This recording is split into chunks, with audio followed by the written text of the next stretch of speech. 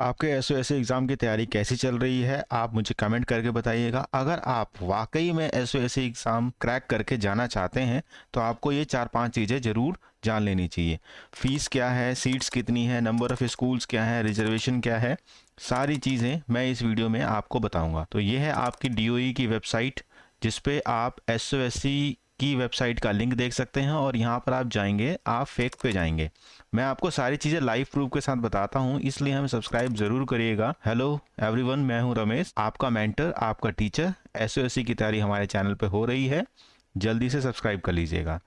यहाँ आने के बाद आप देखेंगे यहाँ पर what is the fee structure of SOAC. तो लिखा आ रहा है no fee is charge from students of a SOAC as per government norms. Government norms के हिसाब से कोई भी फीस चार्ज नहीं की जाएगी जिनका एडमिशन एएसयूएससी में हो जाएगा। उसके बाद यहाँ देखिए व्हाट इज़ नंबर ऑफ़ एएसयूएससी। तो यहाँ पर 56 स्कूल हैं जो डिफरेंट 38 लोकेशंस पे हैं। 18 स्कूल में आपका 2-3 मोड्स चल रहे हैं और एक स्कूल जो है वो रेजिडेंशियल भी है। देखिए यहाँ पे आर्म फोर्स प्रिपरेशन के लिए रेजिडेंशियल स्कूल भी है। तो ये सब चीज़ें आपको जानना ज़रूरी होती हैं।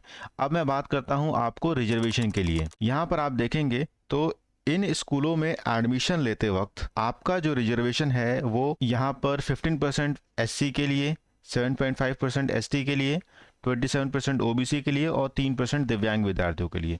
तो ये आपका रिजर्वेशन बता दिया मैंने।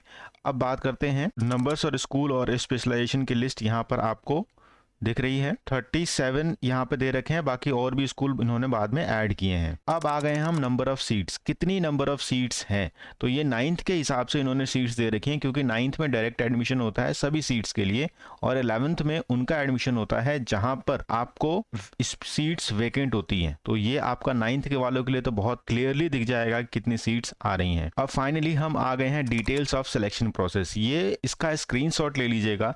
क्यों? क्योंकि यहाँ पर आपको क्लियरली पता लगेगा कि एएफपीएस में आप एडमिशन लेना चाहते हैं तो सबसे पहले रिटन टेस्ट होगा, फिर फिजिकल टेस्ट और इंटरव्यू होगा, फिर मेडिकल स्क्रीनिंग होगी। HE21 के लिए रिटन टेस्ट, प्रोजेक्ट वर्क होगा। ह्यूमैनिटीज़ के लिए रिटन टेस्ट और ग्रुप डिस्कशन होगा।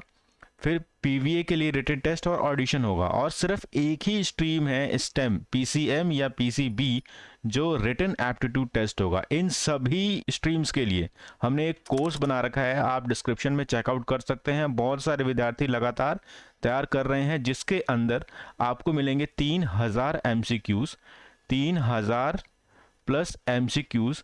इसके साथ reasoning, data interpretation, English comprehension, Hindi comprehension, probability, सारी चीज़ें मिल रही हैं इसके अंदर। तो आप एक बार चेकआउट कर लीजिएगा आपकी तैयारी में और अच्छा करने के लिए। Thank you.